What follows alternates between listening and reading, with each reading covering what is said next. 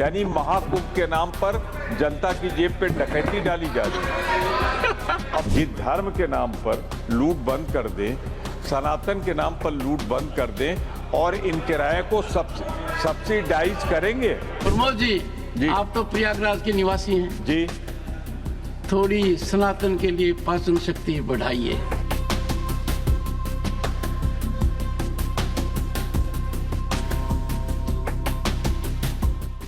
Shri Sanjay Singh.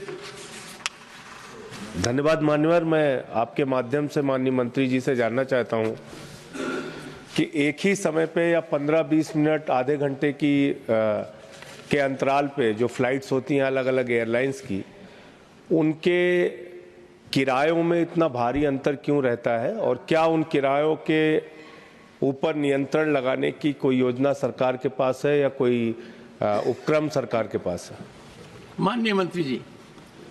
Sir, this is not directly related to the question which has been asked here, but time and again this issue keeps coming up regarding the fares, and I've on multiple forums I've discussed this, and I've told the House also during the discussion of our Bharatiya Vayan Adhiniyam when it came for discussion that airfares, depending, it's internationally, this is the thing, sir, it's a demand-driven strategy. Market dynamics come into play, and based on the demand, it is the fares that keep happening.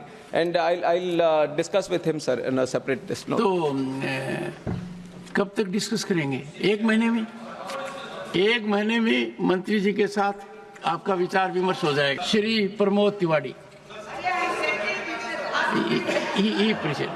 Rajiv Shukla ji wanted to ask a question. Renuka ji, my very dear friend, Renuka ji and me were together. She wanted to ask a, even leader of the opposition, but Pramod ji gave in precedence to that. Pramod Tiwari. We can have, if the government agrees, Honorable Minister, half an hour discussion on this. कौन? Pramod Tiwari sir, that satisfies you? मैं सिर्फ I'll discuss. No, I am trying to address every issue on which you wanted me to be removed from this post. One was half an hour discussion. Sir. I'll come one by one to all of them. The credit goes to us then, sir. The credit goes to us then. Yes, credit goes that a farmer was here in 72 years for the first time. You stole the credit for removing him. Pramod Tiwari ji. Sir, मैं माननीय मंत्री जी से ये जानना चाहता हूं आपके माध्यम से एक डेटा देते हुए कि लंदन जाने का दिल्ली से किराया इकोनॉमी में अगर समय से ले लिया जाए तो 24,000। कितना है? 24,000 जाने का। इकोनॉमी में समय से ले लिया जाए तो लंदन जाने का 24,000। चेन्नई से प्रयागराज जाने का किराया 53,000। Importance of Prayagraj. Sir, Calcutta से प्रयागराज आने जाने का 35,000। हैदराबाद, मुंबई और दिल्ली से यात्रियों का किराया 47,500 रुपए। बेंगलुरु से प्रीमियम की बात कर रहे हैं? Economy. Economy in at what time?